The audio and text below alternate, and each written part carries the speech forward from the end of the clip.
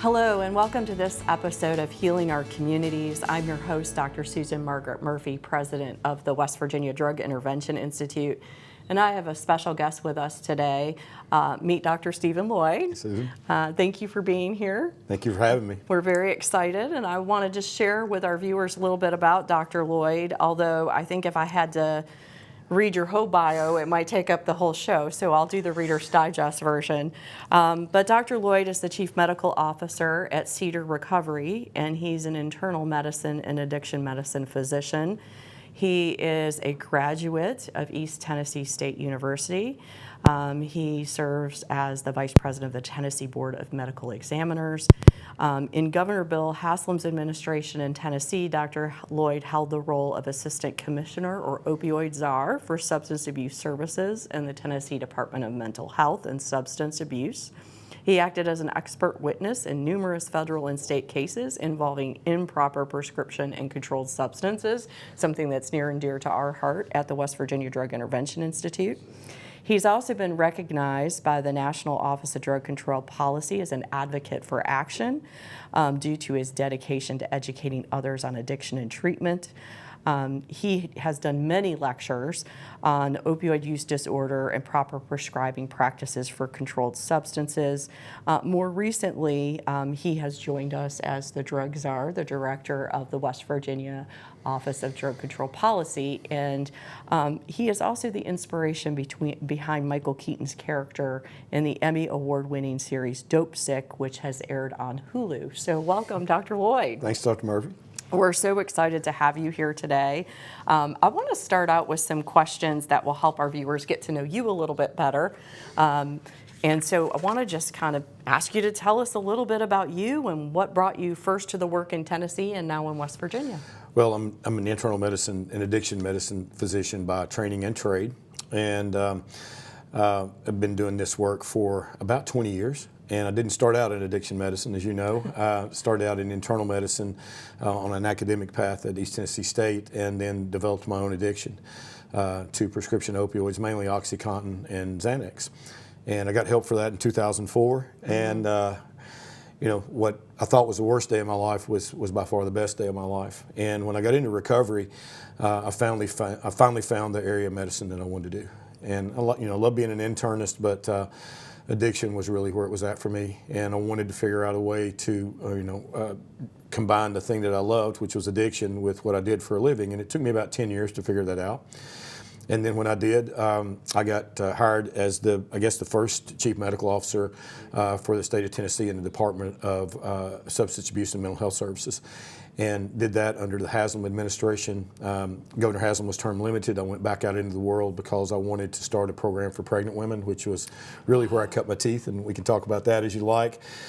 The pregnant women who were using opioids, and from there, it's just kind of blossomed. I've always been about education. I've always been about community involvement.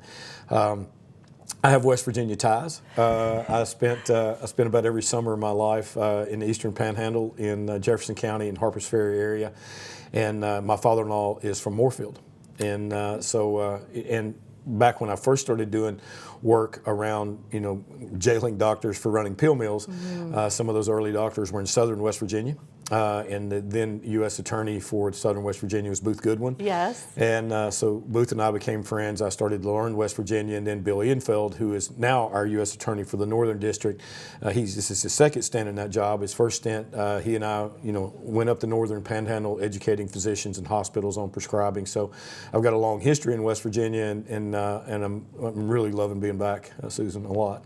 I didn't know about the connection to Booth, so that's good to know, because he's also great friends with us. So that's fantastic.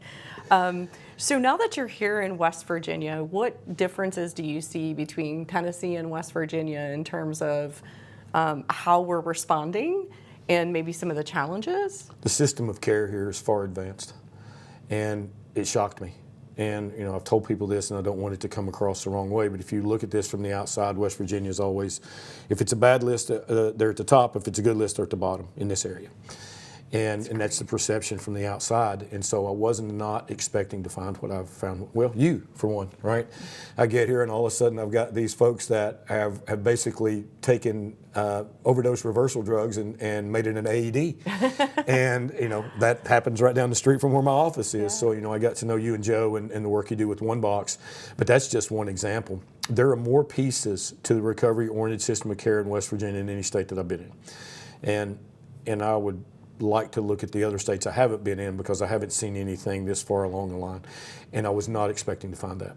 And that's the work of the current folks that preceded me, Christina Mullins, and some of the folks that I've grown to love, and then our legislature and our governor. And if you look at treatment of the incarcerated population, yesterday I spent the morning at our correctional facility in St. Mary's, West Virginia. And I was blown away, with what I see. And so I don't think people realize that our system of care is as far advanced as it is. And there's a part of me, Dr. Murphy, that loves the symmetry of this because I believe this is a national model. And it hurts me that I can't say that about what I tried to build in Tennessee because it's not. It's getting there, but it's not as far along as this. And and you and I have talked about this too, and been to events outside of the state of West Virginia. And I'm always saying we have some really successful programs and examples of interventions and strategies that are very much able to be replicated across the country. And because we're always at the bottom, I think sometimes people overlook us and don't think about that. But we definitely have responded to this crisis in our state. It's unbelievable. And I came here, and it's kind of humbling too, right? Yeah. Because I thought I had these original ideas, and I get here, and not only were they not original, I'm meeting people that's already put them in place. Yeah. And yesterday afternoon, I was in Wheeling, and I spent the afternoon with Chief Sean up there. And Chief has embedded peers in his police force. And their response time for overdoses, and their overdose death rate in Wheeling, which I think is Ohio County, it's down like 35%. Yeah. And, you're sitting there going, I'm in West Virginia. Yes. And, I think it is a model, and I think some of the numbers, that you're aware of, we're starting to see results of that. And so from a pride and ego standpoint, it's been a hit because I didn't do any of that. That's work that's already here. What can I bring to the table? First of all, public relations with around that, but more importantly, start to sew some of these gaps up because we do have some of those. Every state does. We do, definitely. You talked about your previous experience and shared with our viewers that you struggled with addiction yourself. Right. How do you think those experiences prepared you for the role you're in now? I've been dope sick. That's it. I was with our peers right before I came here today, and I've been there. But I was there in such a highbrow way. That sounds terrible, but I was. I'd been 3 or 4 years deep in recovery, and I sat up in bed one night and looked over at my wife, and I said, I am an arrogant. and she said, yes, really quick. And she said, what are you talking about? Because I had looked at this, and I thought, why can't these people do what I did? I've been very successful. And I had one of those bright light moments that said, Steve, the system you stepped into was not the system that they're in. And so I bring that perspective because I know what an effective system looks like because I came through it. And it was for doctors and lawyers and airline pilots and professional athletes. And I know what that looks like. And I've been desperate. I had somebody tell me, well, this number is open in case of emergency. And I said, if somebody's using drugs in your household, it's an emergency. And it's an emergency 24/7. And today, it's even more, as you well know, with fentanyl. And so what I bring to the table is I've been that desperate human being that was out there that didn't see a way out. And that's a hard perspective for an outsider to have, but I have it, and I've seen it. And I was able to relate that to my peers this morning, and I'm very grateful for that gift, by the way.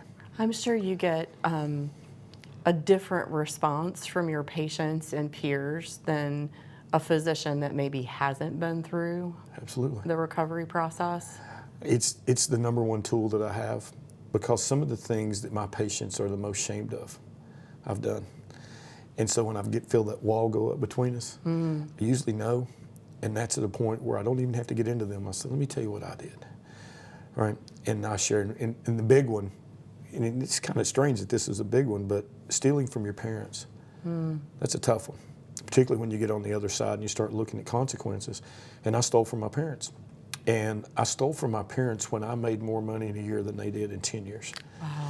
And so when I get somebody that I'm really having a hard time breaking through, that's usually a story I'll share, and you can almost see the look of relief because they feel like now they can step into that. And I didn't say anything about them. I didn't ask them what they had done. I just shared, hey, let me tell you, let me tell you where I was, and this is some of the things that helped me. I wouldn't trade that. There are things that I look back on and I really would like to have back, right? Mm-hmm. But they prepared me for where I am today, and I'm grateful for them, even though they cause pain looking back. Absolutely. Well, thank you for sharing that story. Sure. What are the main things that you want to accomplish for the state of West Virginia? No matter where you touch our system of care, you get the care that you need. That's it. And that's a challenge. Mm-hmm. And there's a lot of different parts to it. You know, in my work with you, we talk about, you know, overdose reversal drugs and where we need to have them. And that's one part of it. We got to keep people alive. Yes. But once we keep them alive, then how do we get them the care that's right for them? One of the drawbacks in this field of medicine is a lot of people who work in it because they had the problem themselves, just like I did. Right. But I did the same thing. I'm not pushing it off. I did the same thing. For the longest time, I thought the only way to get better was the way I got better. And if you weren't doing it the way I did, then you were wrong. And that's not true. And so that's part of the baggage we bring with us. So sometimes the care you get will be dependent upon where you show up. And I'm fine with you showing up, but there needs to be an evaluation and an individualized treatment plan that meets the needs of our patient. And so that's what I hope to accomplish in West Virginia. And I thought it was going to be a whole lot more difficult system to build than it is because, well, take for instance criminal justice. I thought we were 5 years away when I got here. It exists today. So what can we take that we have today to morph it into this? And so on Steve Lloyd's timetable, we're at least 5 years ahead of where I thought. That's fantastic to hear. Oh, absolutely. That is fantastic to hear. I can't wait to get out more nationally and talk about what's happening right here. Yeah. And I'm going to have a couple of those opportunities coming up, and I've had a couple already. And you know, we had a meeting in Huntington not long ago, 6 states, and when I stood, and it was weird because my home state was right beside us. So I put what we've done in West Virginia up, and not we, what the people who've done before me in West Virginia have put up. And I look around the room, we were the ones that had a line of people to talk to us. And I don't think people have that perception of West Virginia. I didn't. But that happens a lot of places we go. I know it happens a lot of places I go. You know, you and I were just in Nashville talking to some folks about things we're doing in West Virginia, and now Nashville is really kind of coming up with how they're responding to overdose and getting folks into treatment and pathways to recovery. I also think the point you made about, you know, everybody may have a different pathway to recovery. And I try to, when I talk to people about this, I try to give examples of other disease states, you know, like diabetes. Everybody is not treated the same way because their diabetes may be at varying levels. Some may be taking insulin, some can manage by diet. And then I also like to think about, you know, we hear a lot of criticism sometimes on stigma around medically assisted treatment. And so I always go back to mental health and depression. You know, there are some folks that struggle with episodic depression. And so for them, an antidepressant for 6 months and then weaning themselves off of it works. Other people may need to be on that more long term because that depression is more serious and impacts them differently. So it's the same thing with addiction. It's just another disease state, and we need to look at it, the individual, in terms of how we treat it. And the drawback there, the barrier there is that people look at it as a moral failure.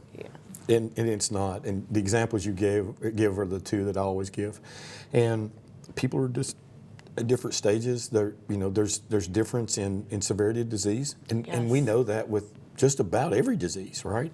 Some people have hypertension; it's very easy to control. Others have brittle hypertension; it needs 5 medications, and you know, and so it's just different. And I think that whenever we single addiction out as being not like those, I think we're on shaky ground. Absolutely. Absolutely. So I have one more question before break, because we could probably talk forever. Of course. Yeah, we could probably make this a 3-hour program. But what is it that you'd like to see in the next 2 to 3 years in West Virginia? The biggest one is transition of care from incarcerated population to the community, because there's a lot that goes along with that. And the weird thing yesterday, you know, I love our commissioner of DCR, Bill Marshall, has been great for me. and the things that he has allowed me to see and do. And so the people that I spent time with yesterday, if I put clothes on them like you and I have on and I bring them in here, you're not going to know. And I want to see that transition for them as they come out of incarceration facilities back into our community. I want to see it without some of the gaps that I see we have now. Because when they're there, I think we're doing a really good job. There's some things we can improve on. We all know that, and me included. But as they transition into our community, how do we set them up to be successful? And to me, that's the biggest one that I look at right now. Not ignoring other things, but I always talk about criminal justice because, Susan, until we address it in criminal justice from an impact standpoint, that's the big one. Yeah, and I like what you're saying. You know, one of the things we've done over the last year at the Institute is increase the number of people in recovery that work for us, and some of them do have criminal backgrounds and have gone through that process. And I like how you said, you know, you could put them in the same clothes you and I are in, put them right here, and you'd never know. Because I get questions all the time from employers and other nonprofits. Well, how do you manage people in recovery? I'm like, the same way you manage everybody else. Yeah, You know, there's absolutely. really not that much to it, you know. So, well, we're talking to Dr. Stephen Lloyd, and we're going to take a short break, and we'll be right back, and we're going to talk about some numbers. I got you. Hey kids, if you see me or anything you think might be medication, stop. It's never okay to touch or taste anything that looks like medicine. Oh, and don't forget to find a trusted adult and say something. Thanks, Rex. Now, it's time for you to go. Okay, Grandma Peg, you know what to do. Don't keep old Rex around.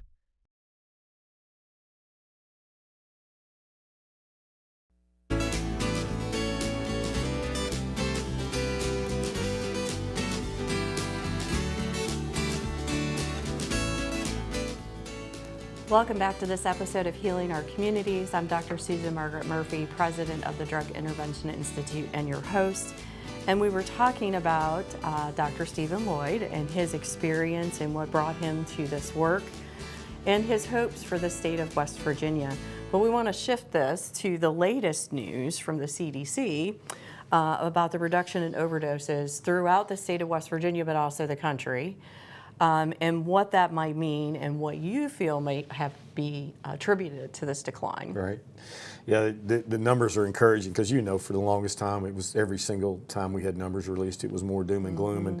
And we've actually had some good news. And the thing I love most about the good news, it's across the country, we're down as a whole. I think we have to pay attention to certain demographics because we don't want to forget that. And we often do that. We often forget the demographic, particularly African Americans. And I don't want to lose that because that one's still on the rise. Yes. Overall, the thing that I love the most is that the country is down, but West Virginia is down more than the country. Right. And we don't get to say that often. That's right. That's why I want to say it, because everybody wants to always point fingers. In the other case, well, there's some things that have been put in place. There's dollars that we've invested, our legislature, our governor have invested, and I think we're seeing the payoff on that. And there's been a lot of really hard work done. So I think that you absolutely have to give kudos where kudos are due, and I think they're due here. That's great. That's great. One of the things that sometimes I feel a little frustrated when we're celebrating a decline of, 25%, for example, Sure. from 110,000, and then I look at where we were at pre-pandemic, which was at 74,000.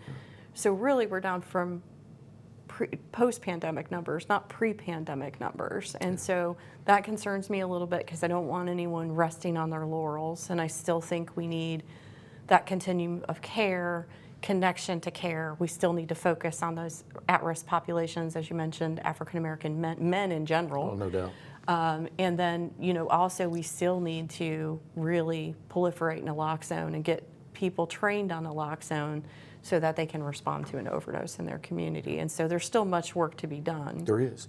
It's interesting. I work with these really smart cats from MIT.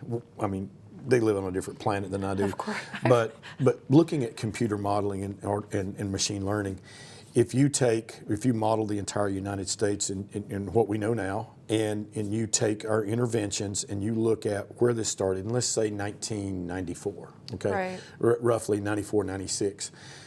That needs to be the benchmark, although that number's still too high. The number after zero, right? Right. But let's take that, 1994. If you take our abatement dollars that we have, that states have, and you you theoretically say we spend them exactly as we need to, and that's a big jump.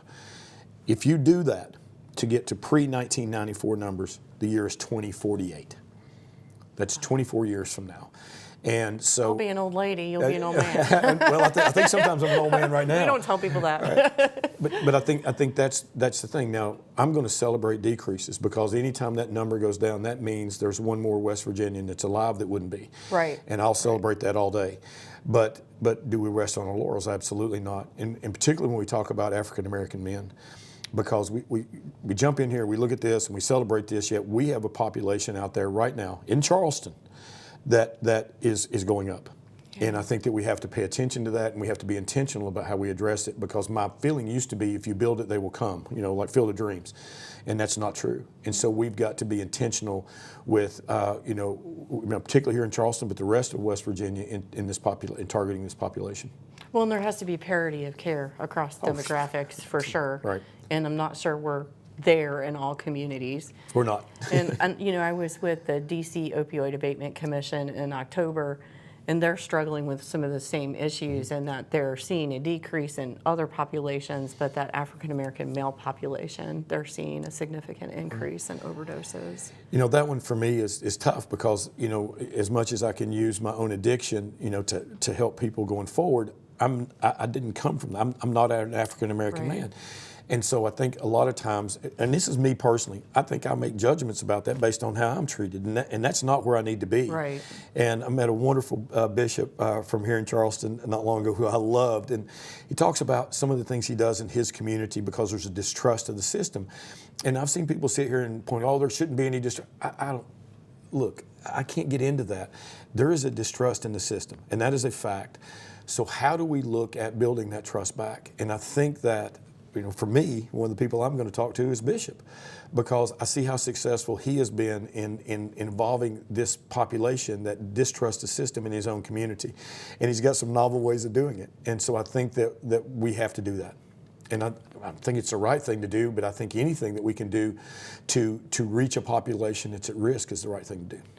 Well, I know we don't have a whole lot of time left, but I do want to shift to another population that seems to be increasing, and that's our young people, and particularly our college-age individuals. And what we're finding, now you can just do a Google search, and it seems like every other day there's some kind of overdose on a college campus, and those are just the ones that are publicized and we know about. And in most of those cases, these are not kids in active addiction. These are kids that are experimenting with cocaine or taking a counterfeit pill, and because of the influx of fentanyl, they're overdosing, and in many cases, unfortunately, those are fatal overdoses. Right. So in your mind, what's working to address that in West Virginia and throughout the country? It's a huge issue, right? And this is scary. And I saw a campaign out there, one pill can kill, and those kind of things. And that's not an overstatement. That's true. I was recently in New York City, and the head of the DEA for New York City is a guy named Frank Tarantino, who's a wonderful guy. And he talks about their undercover agents buying drugs in New York. And he said that 7 out of 10 pills that they buy contain a lethal dose of fentanyl, not contain fentanyl. Contain a lethal dose of fentanyl.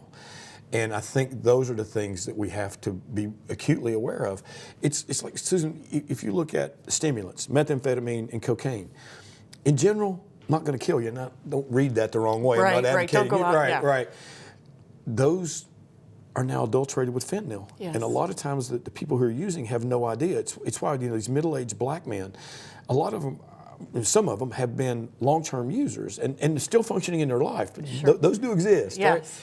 And now their supply has gotten adulterated with fentanyl. And so I think we have to pay attention to that. For me, as a parent, and my kids are 30 and 28, if I had college-age kids now, if I had high school-age kids now, the thing that would worry me the most is that one-time use. Yes. And I'm going to tell them myself, and it's just, I grew up in East Tennessee, all right? I mean, it's just, that's my only excuse. But I've been to parties where pills floated around. Yes. Even in high school, and that's the 1980s, so this is not a new phenomenon. Agree. But what we were going to get a hold of in the 80s wasn't likely to kill us right off the bat. Now, again, not condoning the use or any of that, but we're liable to get a hold of mom's Valium or whatever. Yes. And it came from a pharmacy, okay? Again, not downplaying the risk. Right. Now, you go there and you get a hold of something that looks just like a pain pill, and it contains a lethal dose of fentanyl. That'll keep you up at night. Keeps me up at night. How do we get to those young people with this? Yeah, well, Joe and I have 6 kids between us, 18 to 30, and I think every single one of them could tell you a story about somebody they know that they've lost. Sure. Oh, absolutely. And that's unfortunate, because then you're also not only counseling your children on fentanyl test strips and naloxone, and making sure all of them made sure 1 boxes were on their college campuses, and that's something we've been very proud of, is that the kids have kind of picked up that torch. But it's also hard to counsel them after they lose a friend or a classmate. Yes. So that's just devastating. I'm going to tell you something I thought about yesterday, and I hadn't thought about it, but back when I was in medical training, and a lot of people have done basic life saving or advanced cardiac life support, the protocol is you got this mannequin down and you shake it, Annie, you okay, right? And then you start chest compressions. Now, you hit them with an overdose reversal drug. Yeah. That's crazy. You know, how, that's 20 years. I mean, it's changed that much, because now the most likely reason you find somebody down is this. Yeah. And, you know, how do we get to kids?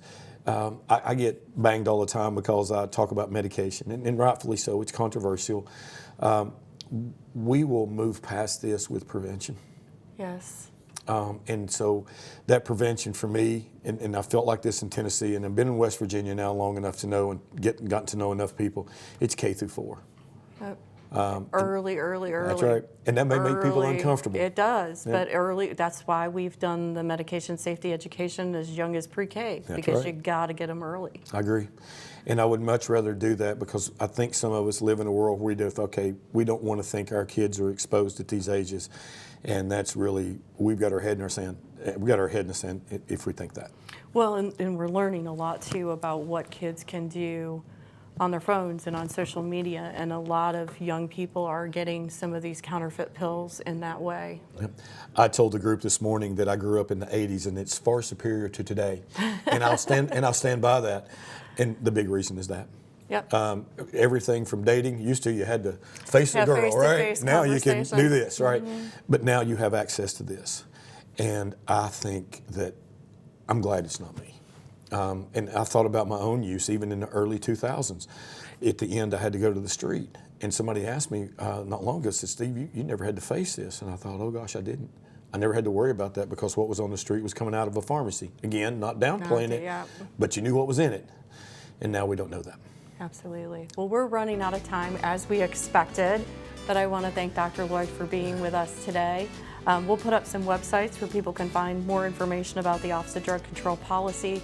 And I also want to invite all of our viewers to do our online naloxone training, which we've done in coordination with the Office of Drug Control policy, so that you too can save a life. Thank you for joining us.